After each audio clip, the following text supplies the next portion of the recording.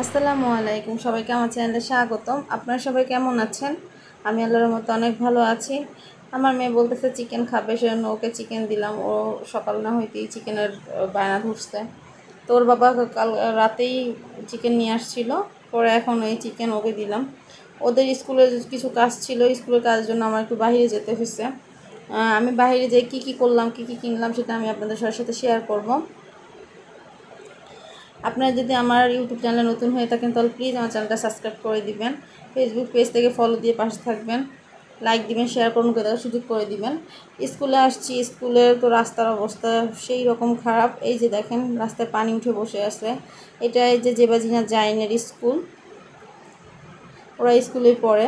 এখন ওদের কিছু কেনাকাটা ছিল, খাতা, রং, পেন্সিল সব কিছুই কেনাকাটা। ওদের জন্য কিছু এগুলো লাগবে, সেজন্য আমি এগুলো ওর জন্য কিনতে আসছি লাইব্রেরিতে।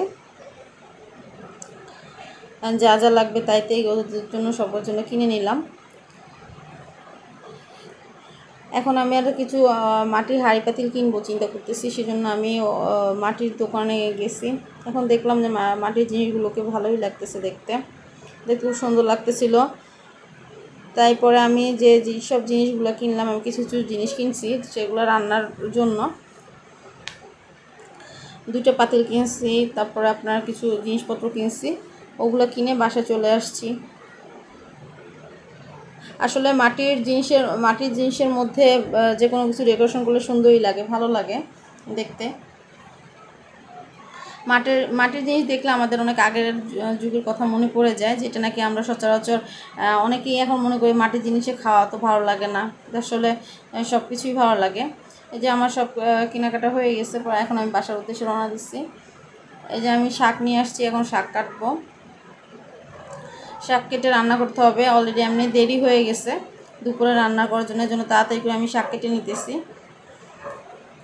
আজকে আমি কলমি শাক দিয়ে আলু দিয়ে রান্না করব। শাকটা আসলে চিংড়ি মাছ ছাড়া ভালো লাগে না। আমি তাড়াতাড়ি করে দুপুরের রান্না করতেছি, কারণ এমনি দেরি হয়ে গেছে।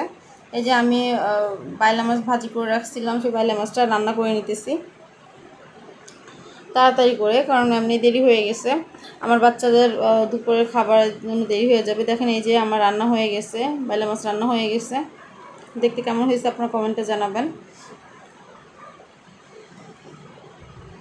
দুপুর না শেষেতেই দেখা যাচ্ছে বাচ্চাদের ঘুমের সময় হয়ে যায়, সেজন্য তাড়াহুড়ো করে সব কিছুই রান্না করতে হয়। ওদের যে দুপুরের পরে ওদের টিচার আসে, সেজন্য তাড়াতাড়ি খেয়ে দিতে হয়, খাওয়াই দিতে হয়, সেজন্য ওরা খেয়ে ওরা ঘুমিয়ে যায়। এখন চিন্তা করলাম যে বিকালে ওদেরকে কী নাস্তা দেওয়া যায়, সেজন্য আগের থেকে দুইটা নারিকেল নিয়েছিল, সেজন্য চিন্তা করলাম যে আজকে নারিকেলের পিঠা বানিয়ে দিই। সেজন্য আমার মা নারকেলটা করে নিতেছে, করে আমি চিন্তা করলাম যে এটা দিয়ে ওদেরকে পিঠা বানিয়ে দিব। এদিকে আমার তরকারির জন্য রান্না বসাই দিছি, এই যে শাক বসাই দিছি, শাক হয়ে গেছে প্রায়। আমি আসলে কলমি শাকটা যেভাবে রান্না করছি চিংড়ি মাছ দিয়ে, মরিচ একটু বেশি দিছি, হলুদ মরিচ দিয়ে সব কিছু দিয়েই আলু দিয়ে কষায় তারপরে শাকটা দিয়ে দিছি। আপনারা আপনাদের পরিমাণ মতো যে বুঝে দিবেন, যেরকম আপনারা ঝাল খান সেরকমভাবে বুঝে দিবেন। এই যে আমার শাক রান্না হয়ে গেছে। আমার দুপুরের খাবার রেডি হয়ে গেছে, আমি এখন ওদেরকে খাওয়াবো। আসলে সবসময় তো একই রকম খাওয়া থাকে না, যখন যা হাতের নাগালে থাকে তাই চেষ্টা করি বাচ্চাদের ভালো মন্দ মিশিয়ে খাওয়ার জন্য। এখন ওরা একটু পরে খাবে, খেয়ে তারপরে ওরা ঘুমিয়ে যাবে, সেজন্য তাড়াতাড়ি করে ওদেরকে আমি খাওয়াই দেওয়ার চেষ্টা করতেছিলাম। আর এই যে নারিকেলটা কোরানো হয়ে গেছে, আমি নারিকেল কোরাই রাখছি, আমি বিকেল হলে ওদেরকে নাস্তা বানিয়ে দিব সেজন্য।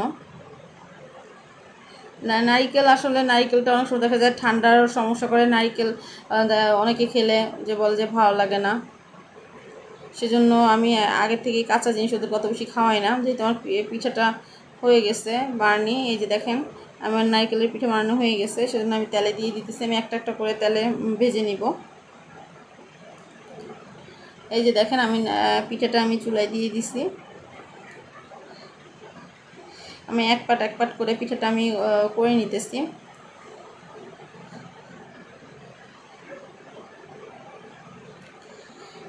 নারকেল পিঠা আসলে ছোট বড় সব ধরনেরভাবেই বানানো যায়। তা দেখা যাচ্ছে অন্যান্য পিঠার তুলনায় যেসব পিঠাতে নারকেল দেওয়া হয় ওসব পিঠা একটু মজা বেশি লাগে। আমার বাচ্চারা তো সচরাচর নারকেলের যে পিঠাগুলো থাকে ওই পিঠাগুলো একটু বেশি পছন্দ করে।